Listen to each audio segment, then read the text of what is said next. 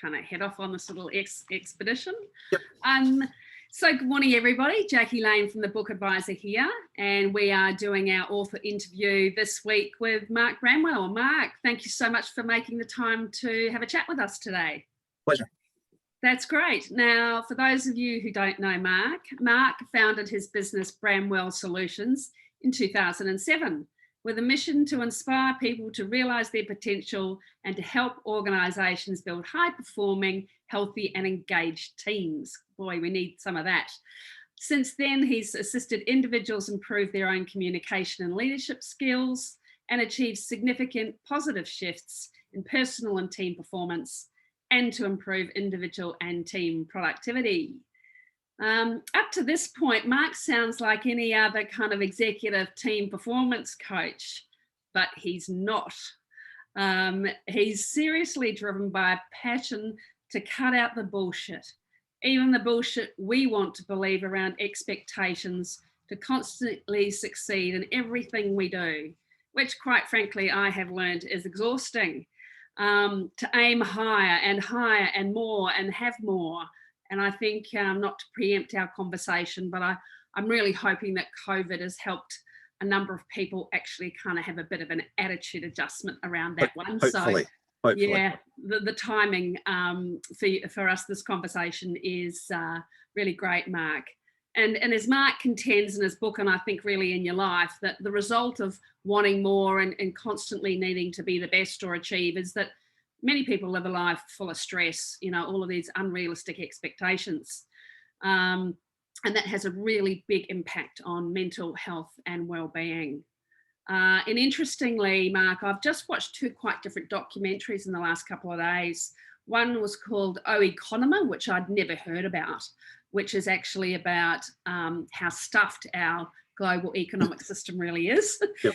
And the other one is Seaspiracy, which is about what's going on with our oceans. And as a keen scuba diver, I found that really worrying.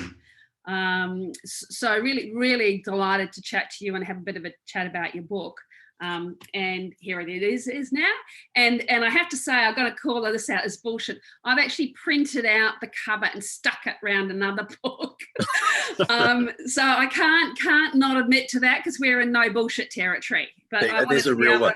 Hold something up, and Mark's got the real one. So Mark, over to you. So what was the motivating factor for you to write and publish your book? Heaps of different things, and it was interesting that some of the side outcomes of reading it or writing it is just listening to you saying the name of the book. I love it because it's empowered my young 12-year-old and 9-year-old to feel that they can freely say that's bullshit to different things, which isn't quite what I was intending. But the motivators were that over the years of doing the work that I do of coaching and training, that increasingly I was seeing just statements that the participants were making of what they were being told that they couldn't do or weren't allowed to do or had to do and what they had to achieve. It was exhausting and stressful to listen to some of the statements that people were making of just having to get more, do more, achieve more. And it was getting to a point where a lot of the messages were clearly conveying that whatever was achieved was not going to be enough, that it was always going to have to be and do more and get more. So that concerned me greatly. Then I was also starting to see a lot in the training sessions and coaching of advice that people were then trying to live life by that really concerned me, of advice that I thought was inappropriate, misleading, ill-informed, and to use the term, bullshit. And it really concerned me. So I was getting to a point where both by what people were saying to me in sessions and what they were sharing that they were being told, that I was finding I was using the expression, I'm going to call bullshit on that. And I was using it more and more. So that's where I started to think that there's just too much bullshit. There's too much information, misinformation that people are trying to build a life around that is then causing just unnecessary, unrelenting stress. So it was all that for me that was really concerning. And then starting to look at the number of attempted suicides in Australia. It just really scary. The percentages of psychological distress within Australia, exceptionally scary. The figures, the amount, and I think, being driven by a self-help industry that I'm going to relabel at the moment a self-destructive industry, which is this whole pushing us to be more, get more, have more, be more, get more, have more. So it was all those motivators that I really started to look at and thought, enough. That just some healthy dose of realism and some more balanced advice. So it was all those motivating factors for me. And then seeing, as you mentioned earlier, that COVID happening last year, I thought it was just ideal timing. That there was a couple of final little straws that broke the camel's back, so to speak, where I heard an example of a self-help guru who was telling people that if during the lockdowns you weren't writing a book or learning a language, you were wasting your time and you're a failure. And then it was called out by a psychologist who basically said, bullshit, how dare you suggest that?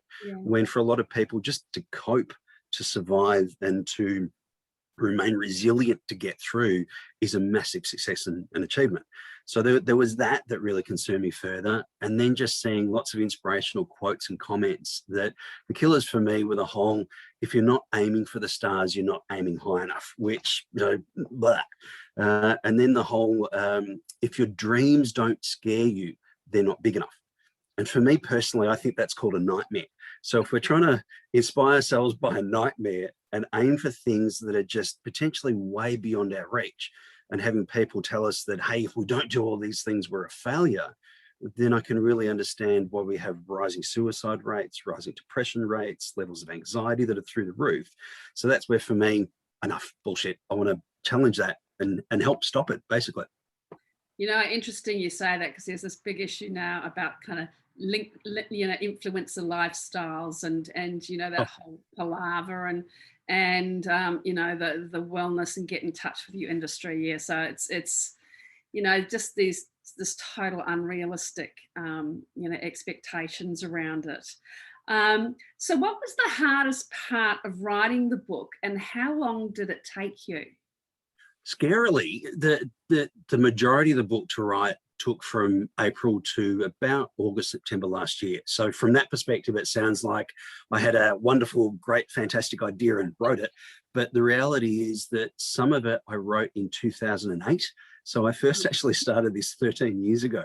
So what I found the hardest part was coming up with the central concept that brought it all together and gave it, I hope, a more unique message and something that really hung together.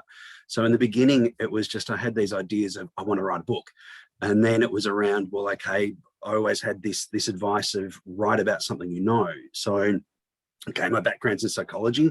I'm about communication. I'll write a communications book. But then realized that that's nothing. It just didn't have a central concept. So that's where last year all these things came together more. And I remember I caught up with a friend and I was telling him that there's so much bullshit around us and I want to write something that challenges this bullshit and bullshit this and bullshit that. And he looked at me and said, I'd read that. So that's where I thought, epiphanal moment, that's the central concept. So that was the hardest thing for me, to find that central thing that it all connected to and gave it its theme, and I hope its uniqueness and a real consistency from beginning to end. Otherwise, it was just another book about communication and be a better communicator. And I remember when I told people that years back, you get a blank look of, that'd be great. So that's where it was. So in reality, it's taken 13 years to get to a point where I published a book, but it was that point of finally getting the key theme. That was the hardest. And when I got that, it was easy, relatively easy. Yeah, and it's interesting that you say that. And by the way, I've worked with people who have taken longer than 13 years. So that's not an uncommon story that I hear. And I think the really interesting thing that you said there is that once you've kind of nailed, it's not so much the purpose, but really what you're wanting to share and what's going to be of value to a potential audience, kind of a lot of other stuff flows from that.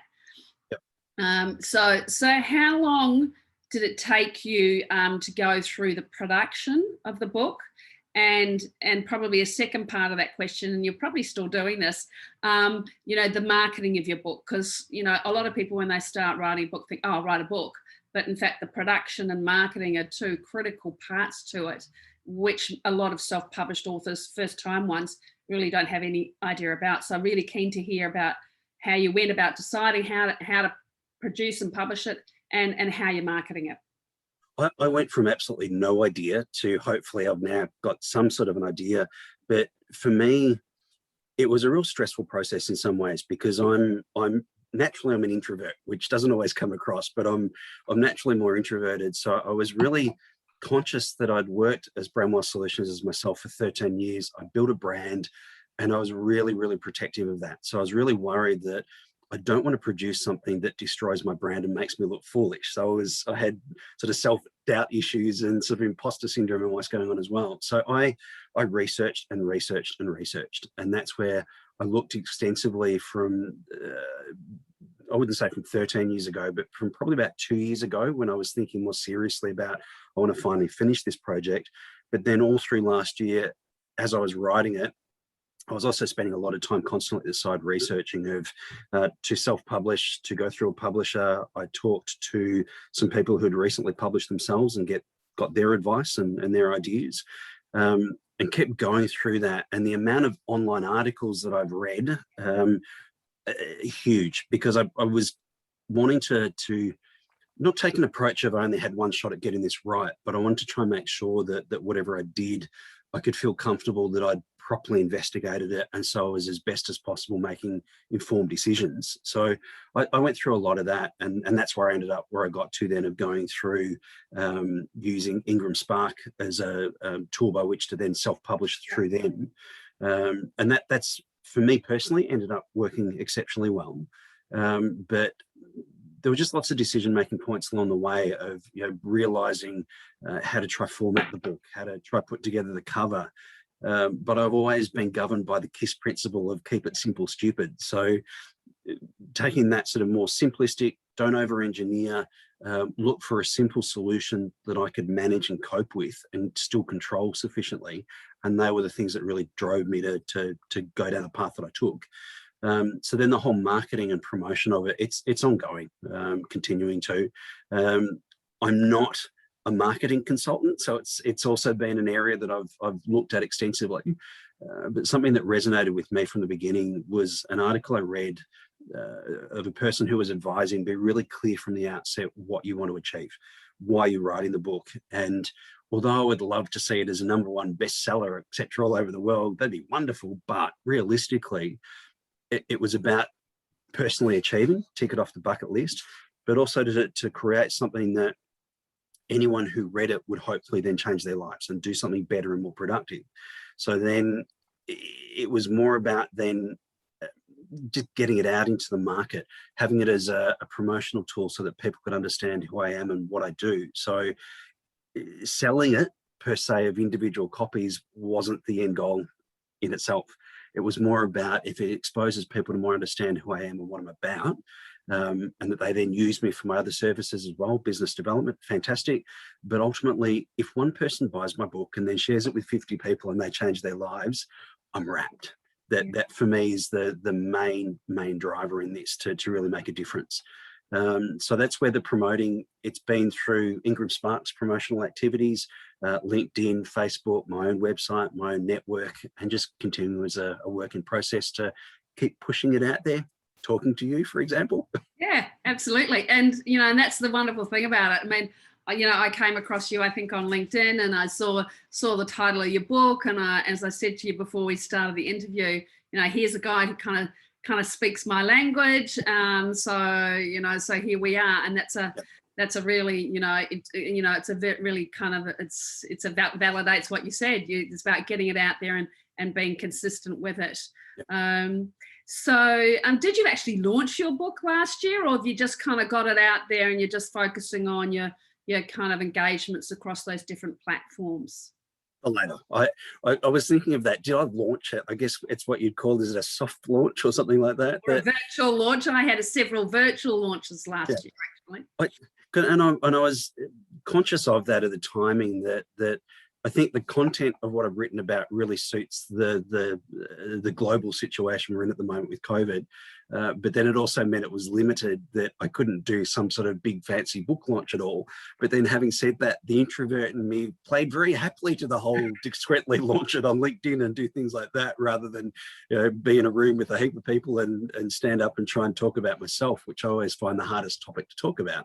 So it is a soft launch, if that's what you call it, and just continuing with and to continue to push it out. So it's just, for example, now that in all workshops that I run, the last slide is oh, and I've written a book. So it's just continuing to try and build momentum. But as I said, my objective is to make a difference, to get people to read it, to hear of it, and spark interest. So even if it just creates some conversation in some people, I know that my title is controversial and some people are going to hate it, but even if that starts a conversation of people saying, hey, just see there's a book called That's Bullshit, etc., etc. So I'll keep pushing it gradually, surely, progressively. Great. And we'll help too. So I have scanned the book because this is a no bullshit territory. It would be great if you could give the people listening to this interview a quick summary of how the book is structured and why you chose the structure that you did. I thought really carefully when I was writing it around that if I do this badly, all it's going to come across is a grumpy rant. And it would just be a book of calling bullshit and being angry. And it's interesting that when I first wrote it, I did a search and replace, and I had to remove probably about 50% of the word bullshit, because it was just so bullshit calling heavy. So I was conscious of that. And so to counter that, what I've made sure I've done is that the book's structured so that a chapter will call something out that concerns me, call something out that I've seen as what I think's poor advice, misadvice, or calling out the development of a concept or a mindset that I think is destructive and counterproductive. So there's a chapter like that, but then the next chapter is to immediately do okay, well, here's an alternative. So it was purposely structured that way to balance out that not just one nonstop rant, but hopefully constructive criticism. And then here's a constructive proposed alternative. And that alternative is based on my background in psychology and the experience that I've got and stories that I've had with people, communications with people. So it was always aimed to make sure that it was balanced. And I think it was also because I do a lot of training, that I wanted to make sure that the book was structured in a way that it also tries to take you on a bit of a journey, so that it starts quite big picture perspective of the problem with bullshit and the impact that it's having on its growth. And I even share some of my own bullshit journey and some of the things that I've done in the past. Yeah, I noticed that. And then to start to take it through into some of the big picture things and the destructive things that I can see happening to our self-esteems, to our self-awareness, then to go more narrow into some specific areas where I can see bullshit in leadership, in advice about how to interpret body language. It's one of my pet hates. But then to also conclude with a call to arms of, come on, go forth, call out bullshit, change your life, make a difference, and sharing some of my own personal learnings in that, so that one of the other things that irritates me is work-life balance and advice around all of that. So I've shared some personal things about me to try and give it that balanced perspective as well. That for me, my main driver in life of how I then create and define balance, and I share this in the book, is that I have an overarching statement, which is that if my son or daughter hurt themselves, they will come to me for support. And I know that sounds simplistic and a little strange, but I figured that being self-employed, that if I was happy, doing great work, enjoying what I'm doing, and getting a balance in my life to be available and present to my children and to my family, that then I'm there and I'm available. And when I'm available, I'm happy. So that it was trying to make sure that it wasn't just this rant, but also sharing how I'm using these things and how I've created a life and a balance in my own profession that I'm exceptionally happy with. And then I think if we don't get these things right, I was in a corporate environment in the past where I worked ridiculous hours and I wasn't available and I was grumpy and angry. And I see too many people like that. So balanced in a story and shared experiences to give it structure. And I think a positive, not just ranting perspective. It reminds me, I'm not sure if you ever saw that series, Grumpy Old Woman and Grumpy Old Men.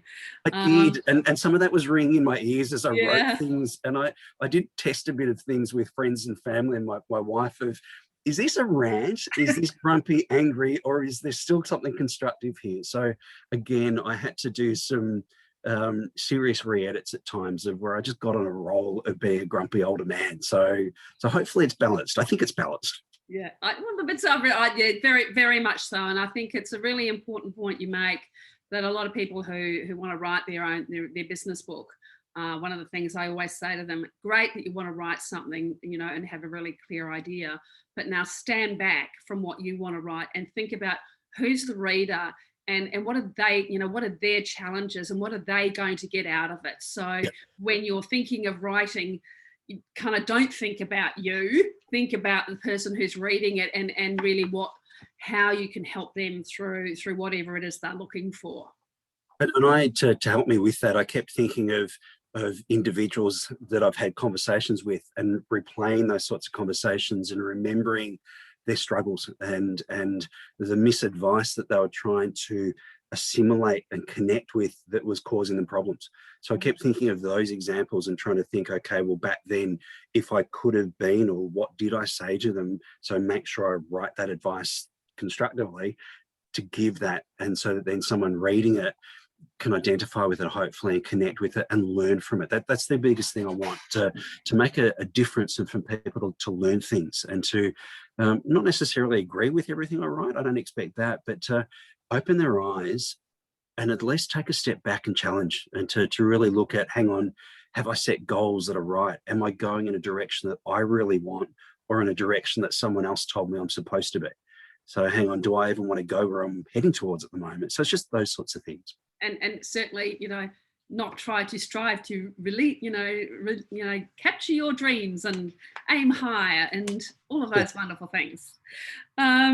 It's probably, I mean, given that you're kind of, you know, you're still really in the early stages of marketing your book, and you've talked about your goal, do you feel even at this early stage that your book is achieving that you what you wanted to? And if you could picture where you'd like it to be in the next 6 months, would you like to share that with us?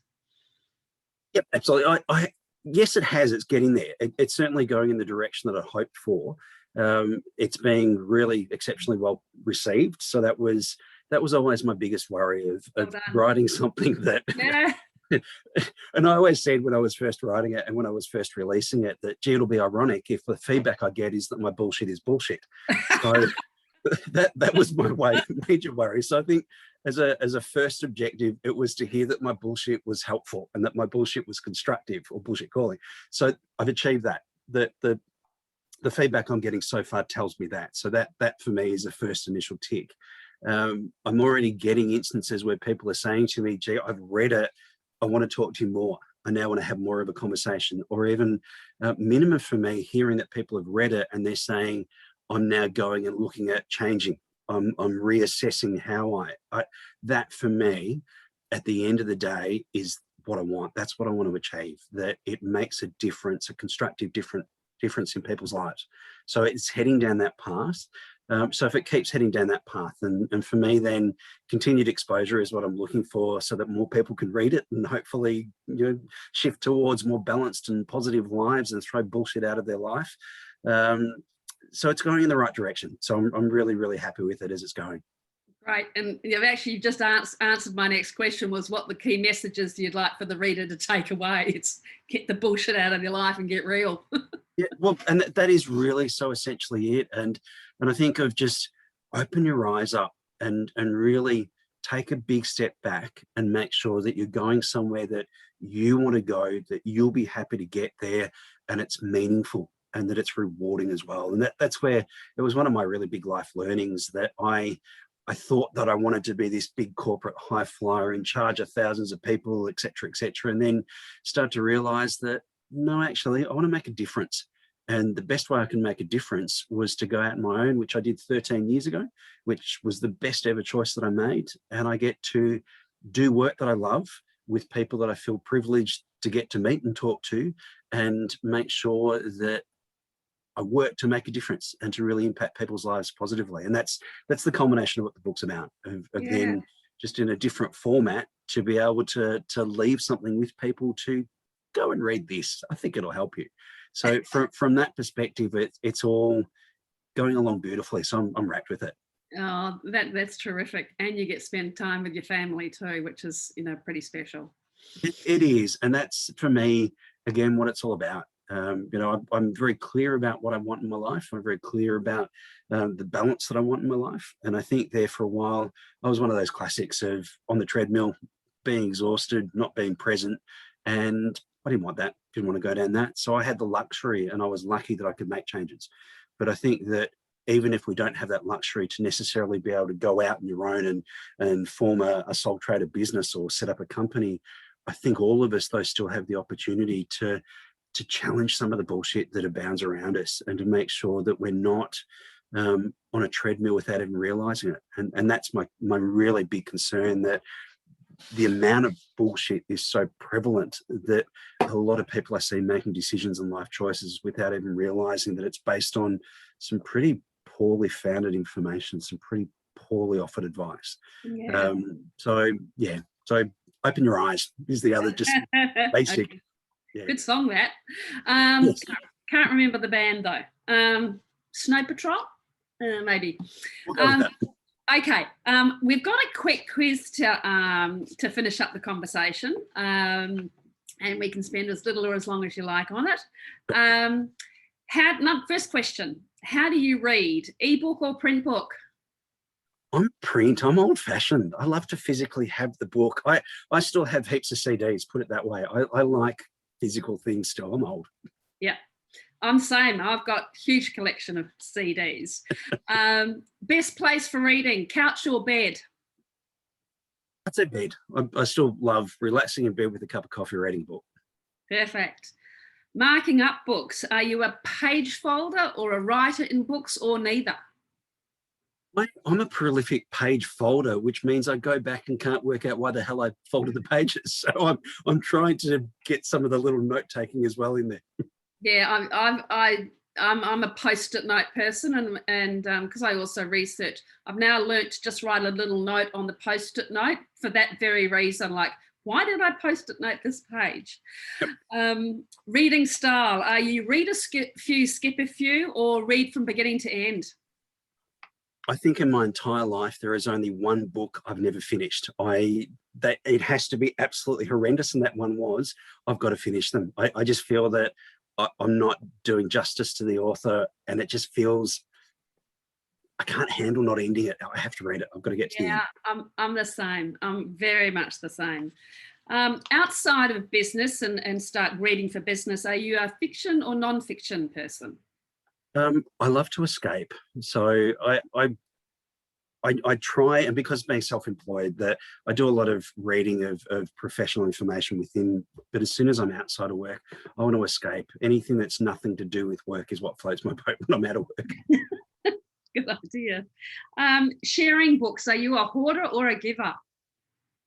I hate giving books because you never get them back, I found. Maybe that says something about my friends and family, but I hoard them. I keep them. I highly recommend books to others, but I don't like to share. Yeah, if you saw my place, you'd recognise that I'm a bit of a hoarder too.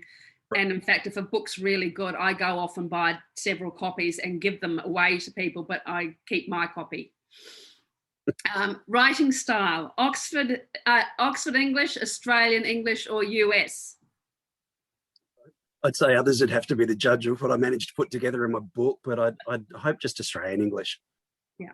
Oh, that's terrific. Yeah, I'm Oxford English, and definitely not US, because I don't like missing U's or Z's instead of S's and stuff. But I can at least say that I'm definitely not US.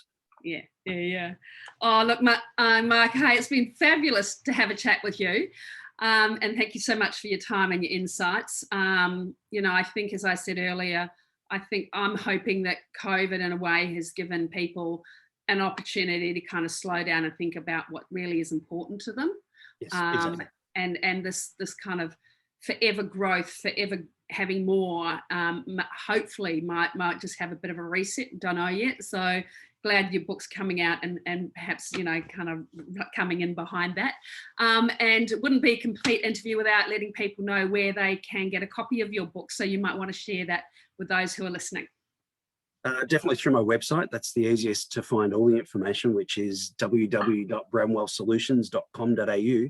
But otherwise, through using Ingram Spark, that's allowed me that it's on Kindle all over the world, Amazon, Booktopia, Book Depository, Apple, anywhere and everywhere. And interestingly, if you do a Google search, you can find it in tiny little bookstores in the back streets of the US, which is interesting. Well, that's fantastic, and a really good you know, good thing to know, because often when I'm working with people, you know, they say, well, you know, how should I, you know, print and distribute my book? And we have a long conversation about that. So I was really interested when I went onto your site that there's multiple places and multiple formats that you can get your book. So that's a really good thing. Make it really easy for people.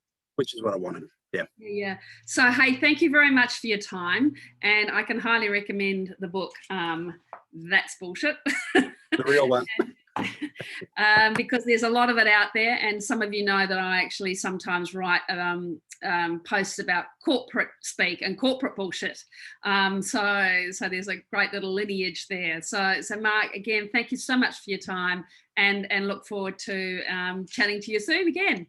Excellent. Thank you. That's great. Bye-bye. Bye-bye. There we go. Okay. We've stopped recording.